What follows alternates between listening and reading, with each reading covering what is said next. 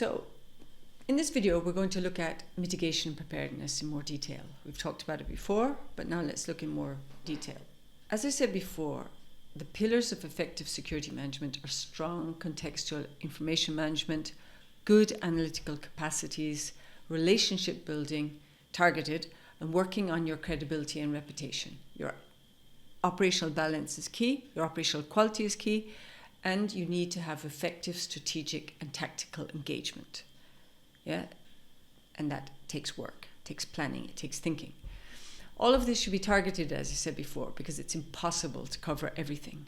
Targeted just means that you focus on specific things or people related to your operations or threats. We tend to over-target armed groups for our focus to the exclusion of cultivating other key relationships. This is logical when you think about it from an NGO's perspective, as they often, as armed groups, appear to pose the greatest threat potential. But not all armed groups are the same. And as I said, armed groups, state or non-state, are made up of human beings, people, with links to other people and places. If, for example, your security management strategy is based on getting clearance from a couple of opposing commanders, then this is much too narrow. You will be used, lied to, or instrumentalized, and often you won't even know what the incentive is to share differential information with you. Why should they share it? Why should they not share it? How do you even know that what they tell you is credible or whether it's manipulative? So you have to target their relationships outwards, the communities they live in or they depend on, or people who hold influence over them, or vice versa. You will have to understand how tight the chain of command is and what the multiple interests are in each part of the chain. What are they getting paid? How is morale? Is there an ideological basis? Is it monetary? Whatever. You also need to see past the uniform and the gun to the person. That is key. And relate to them as a person, not as a uniform. You need a good balance always between monitoring and talking to armed groups and embedding yourself in the different segments of the different communities, not behind walls.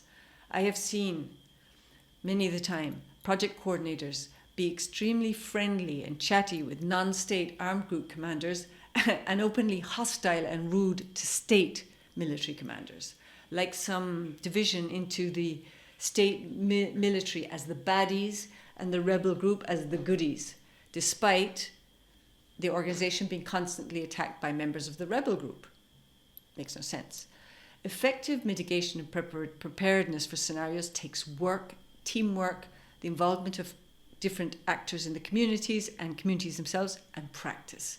There are, unfortunately, no shortcuts in security management. The more you include your teams, communities, and other organizations and actors, the better your information and threat preparedness will be, and it needs to happen on a daily basis.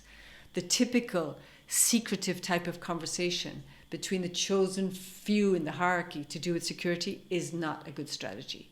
Leave the cloak and dagger mystery for the TV. Everyone has information or pieces of information. Everyone hears things, and the goal is to try to put it together into different narratives, which at the same time feed your different scenarios. Who do you think hears more?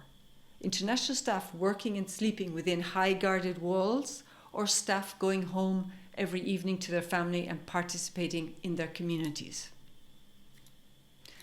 Apart from narratives and scenario building, once the scenario or range of scenarios is built, you need to track a few markers. I won't go into too much detail about markers here, but in the advanced course, markers are very important. So check that out once you finish this course. It's a fundamental skill that anyone seriously managing security or in a quite dangerous zone, operating in a quite dangerous zone, definitely needs to be able to do. Remember, scenarios always need range and specificity. Best case through worst case, always evolving. Just having one scenario is not enough. Just having one analysis of a contextual environment is not enough.